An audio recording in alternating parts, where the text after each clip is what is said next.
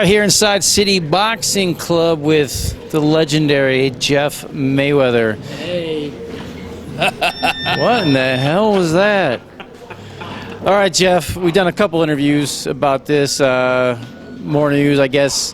One of was Junior 5, I believe his name was, one of the sparring partners for Deontay Wilder, going in his last fight with Tyson Fury, said that Deontay had suffered a bicep injury before the fight. So what do you think about that? So now we had a equipment issue. We had loaded gloves or not loaded gloves, or hand in the gloves, not in the gloves. Now we have a bicep injury.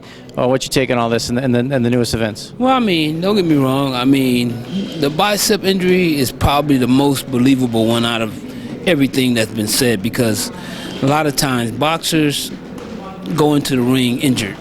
I mean, and I say that, most fighters don't go in the ring 100%. Most fighters go in the ring about 85 to 90%. And so maybe the bicep thing may be true. I don't know. Yeah, but I mean, how long ago was this fight? It's been a long time ago. Yeah. And Shelly Finkel kind of, said, and it wasn't so much. It was kind of he heard about it, not a big deal going on the fight. Well, I mean, I don't really know. I just know that, at some point,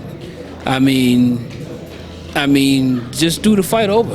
And what happens, because, you can't continue to build excuses for, because, he lost the fight. He lost the fight. He's still a great fighter. That don't mean that he's not, he's not a great fighter. He still is.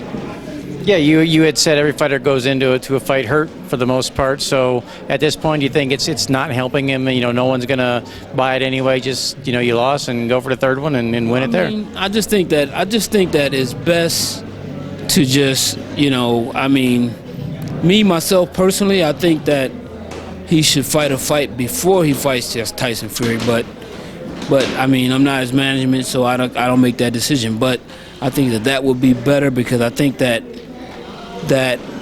killer instinct and that killer mentality, would happen, because he probably get somebody in front of him that he just smash again, and then But then at the same time, maybe that's not good either, because the thing is that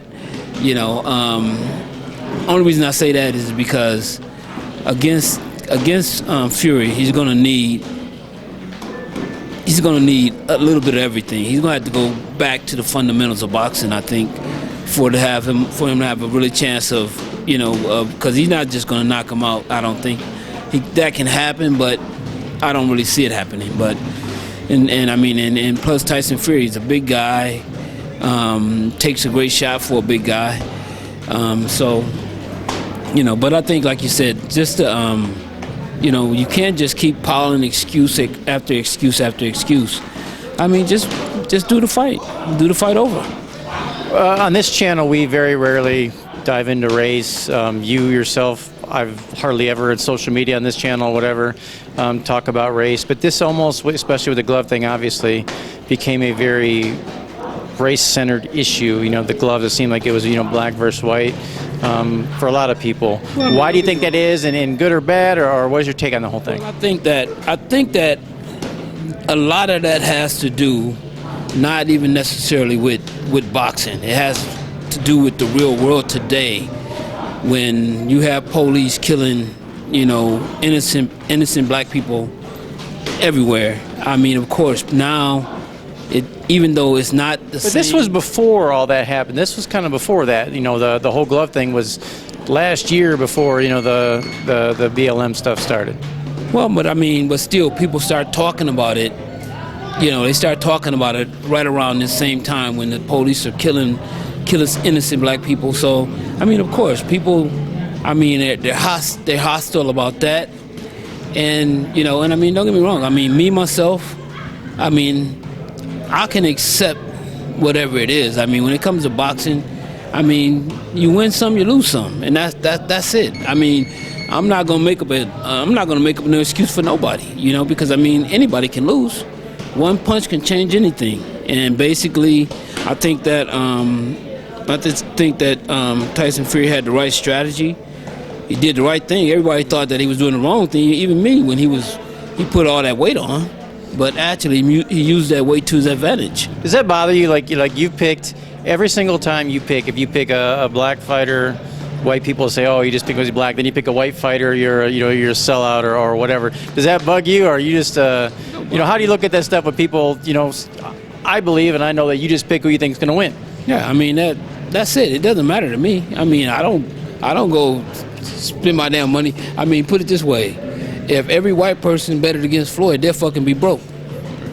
So I mean, I don't do no stupid shit like that. I pick whoever I think is gonna win. If we bet against you, we'd be pretty doing okay.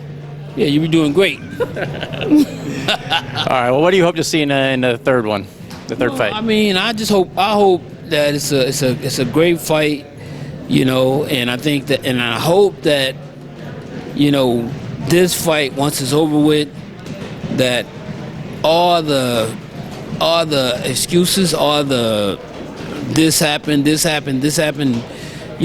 I mean, at this time, with all this stuff that's being put out there, I mean, everyone's gonna have to have their eyes really, really. I mean, you're not gonna be able to do anything. I mean, and realistically, you shouldn't have never been able to do anything anyway, because that's what the commission is there for. That's their job, is to make sure that no one's cheating, But and I think that but this time, just because of all the all the stories that being perpetuated, that eventually, I mean, that when this fight does happen, this is probably going to be one of the most secured fights ever in boxing history, because of the fact of all the the excuses, all the this happened, and so I mean, I think that this time, I mean, I guess the guy who is the best fighter is going to win. Our very last question: did Tyson cheat? Shit, I don't know what the fuck he did.